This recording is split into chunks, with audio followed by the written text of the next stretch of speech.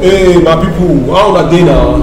I hope say una dey alright. Na your boy Benjamin Eshimiabi, Ariame. Na me don come again, talk, saying wetin the street boy fit understand, wetin the street girl fit understand, wetin my mama and papa fit understand. Yes, I wan talk about the basic human rights for Nigeria. Many of us we no know say for Nigeria they don amend our constitution in a way whereby you and police no suppose dey get anyhow, police no suppose hold you anyhow. Yes, for now we know say Nigeria constitution dey one of the most comprehensive constitution for the world. We know, but make I tell you wetin you no know. Wetin you no know you no fit fight for am. Na wetin you know you fit fight for. If house na your own and you no know, you go still dey pay rent. But once you know say that house na your own, instead make you pay rent, na you go dey collect rent. Yes, na so human rights be for Nigeria. I wan tell you na some rights wey na suppose know say una own for this our obodo Nigeria. Number one be say no police station suppose detain you more than 48 hours. Hear me well, no police station suppose detain you more than 48 hours without taking you to court. Any police station wey detain you more than 48 hours is wrong, and as your fundamental human right you have every right to question that action. If they no carry you go court, they must, if like for me I say, if you won't be taken to the court, the government must go to the court in order to get an order to retain you. Make I explain wetin I mean. If the police no wan carry you go court, they must get a court order to talk why they no wan carry you go court. Na wetin you know you fit fight for. I dey tell you now, na wetin Nigeria constitution talk. I dey tell you, if police station wan hold you more than 48 hours, they must get court order why they wan hold you more than 48 hours. So nobody suppose detain you for police o, for army o, for popo o, anywhere more than 48 hours.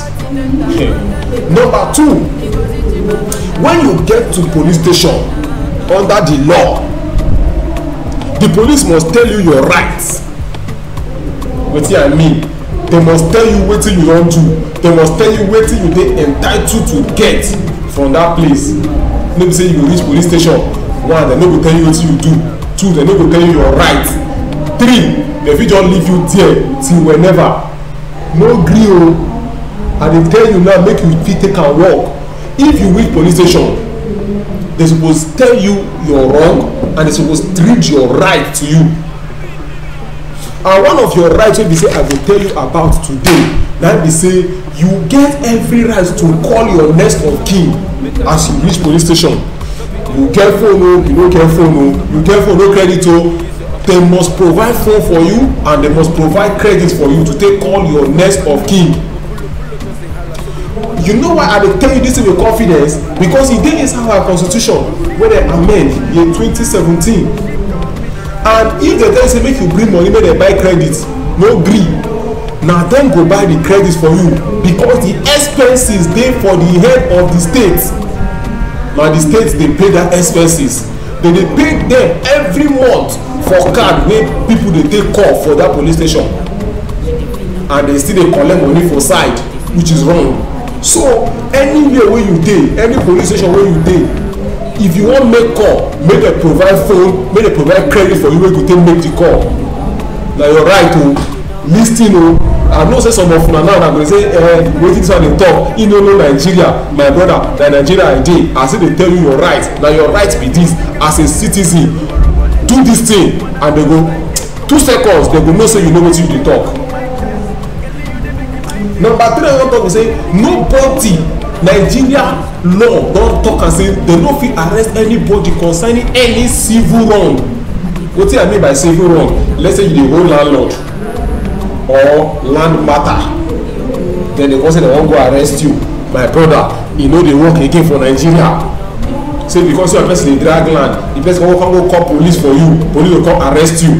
My brother, they no dey do am again. In case you don't know am, in case your brother no know, tell am, in case your friend no know, tell am. Nobody should arrest you again over any civil wrong, over say you dey hold landlord rent, over say you na dey drag land, over say you buy land, one thing happen. Nobody get right to arrest you again. Number 4 wey I wan tell una be say for police station you have every right, you wey dey lis ten to me, you get every right say you no go make statement. You get right not to make statements in any police station wey you find yourself. You get every right not to answer any question wey dem ask you, because you dey entitled to your own lawyer. Your lawyer suppose dey for there before you answer any question. Even though you no fit afford lawyer, my brother, they must bring lawyer for you. The police station go bring lawyer for you. All this is what they tell you, e dey happen for Nigeria o. Na Nigeria e dey happen o. Na wetin make you see say police dey hardly arrest big man, because they know say most of all these big men they know all these things. The big men children they know all these things, but we go dey the street we no know. Na im make police go dey slap you. You never do anything, police dey slap you. You never do anything, police dey knack you stick, dey knack you talk through. Hey, my brother, make you know now, in case they wan do anyhow, read this thing to them, because when the matter cast, they go hear body. You get right say you no go answer any question until they give you lawyer. If you no fit afford your own lawyer, they must give you your own lawyer, then you cannot answer their question. To make statement no be by force. If you wan make statement, you fit make statement, but if you say you no wan make statement till lawyer come, no be by force. You need to know your right o, na wetin you know you dey fight for. And according to section 35 of the Administration of Criminal Justice Act, they talk say at least once a month chief magistrate wey chief judge don assign suppose visit every police station at least once a month. Every police station, chief magistrate suppose visit every police station at least once a month.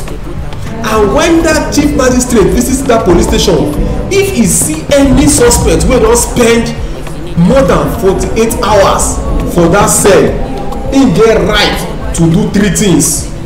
Number 1, he get right to grant that suspect bail. Number 2, he get right to say make dem carry that suspect go court that very day so that dem go finish the matter. Number 3, he get right to talk say dem don close the case.